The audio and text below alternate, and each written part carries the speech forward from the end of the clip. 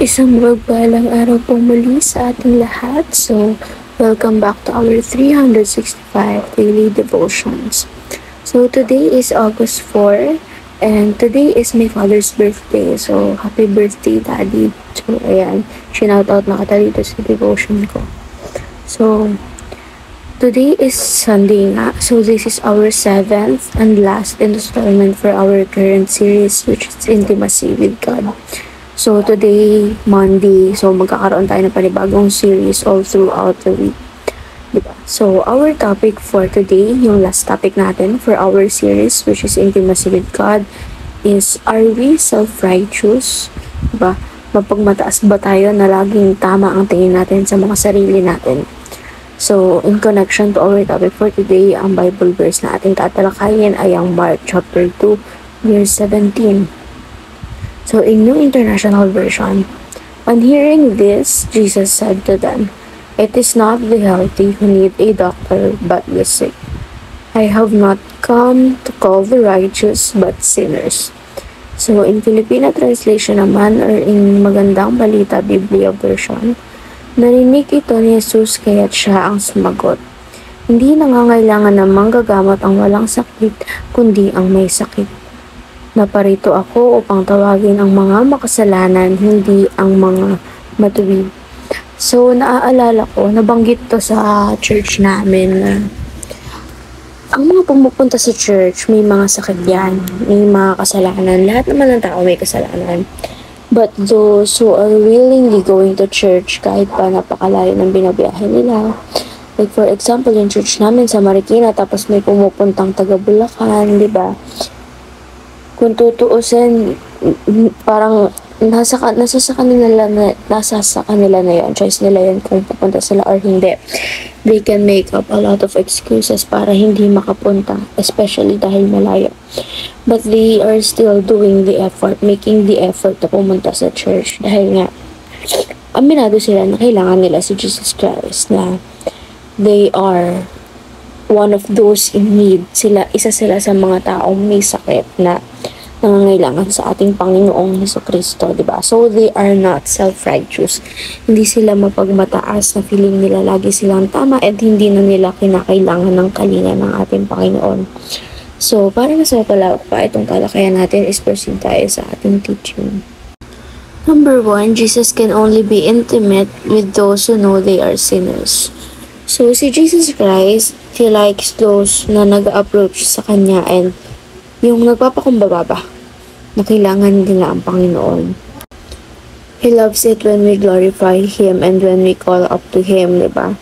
So, kailangan talaga natin ng deep connection and communication with Jesus Christ kasi that is a sign na nagpapakumbaba tayo sa Kanya, na aminado tayo at alam natin na kinakailangan natin siya sa buhay natin, na hindi tayo perfecto. So, kahit pa napakarami niyang pera mo, napakarami mong titulo dito sa mundo, na mayaman ka, ganyan. So, lahat ng yan baliwala.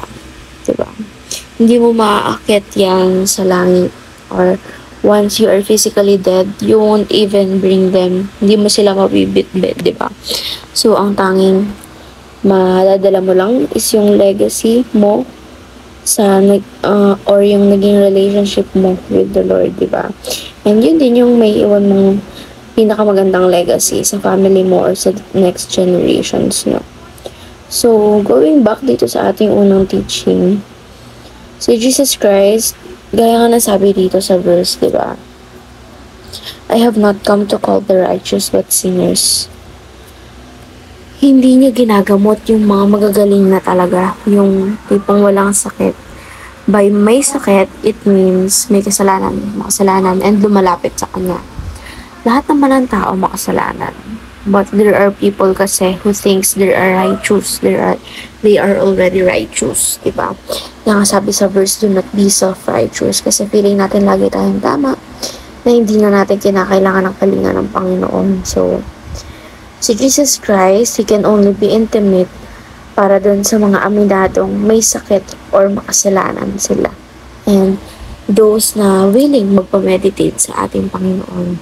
And number 2, Self-righteousness is the main hindrance to intimacy with Christ. So, pa-connect lang to ng number one.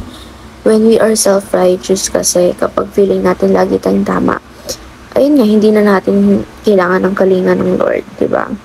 Parang feeling natin lahat, kaya natin i-conquer lahat, parang lahat ng credit sa atin, na kaya ko to, ganyan, na hindi ko kailangan ng Lord sa buhay ko, ganyan. So, may mga tao pa rin talagang ganito, sadly. And I know some people, but hindi ko na sila papangalanan. I hope na lang na one day, makilala nila ang Lord na babago talaga sa buhay nila. Kasi aminado ako before ganito rin ako. Yung tinitake ko lahat ng credit para sa sarili ko. But then, nung naging Christian nga ako, so super daming nagbago sa buhay ko. And I am very thankful for that. And number 3, the cry of repentance is more intimate than the praise of the righteous. So, umiyak ka sa Panginoon, i-approach mo siya, humingi ka ng tulong sa Kanya. He loves it that way, kaysa yung pinupuri mo yung sarili mo sa pagiging righteous mo. Righteous, feeling righteous, diba? So, the Lord loves it when we call up to Him and when we kapag humihingi tayo ng tulong sa Kanya, kapag sinisik natin siya lagi, gustong-gusto niya yun, di ba? So, although alam naman na niya kung ano yung mga kailangan natin and ano yung mangyari sa buhay natin, gusto niya pa rin na nakikipag-communicate tayo sa Kanya and sinisik natin siya. Di ba? Dapat magpakumbaba lang tayo lagi sa Lord and lagi natin siyang isip. So, ngayon naman is proceed tayo sa ating application. Number 1, do not be self-righteous. Number 2, view ourselves as sinners saved by grace. And number 3, never stop approaching God no matter how grave our sins are. So now, for our discussion part, we should be able to identify the reason as to why is self-righteousness a hindrance to having an intimate relationship with God. So, ayun lamang po for our devotion for today and I hope na may natutunan tayo. So may God bless us all.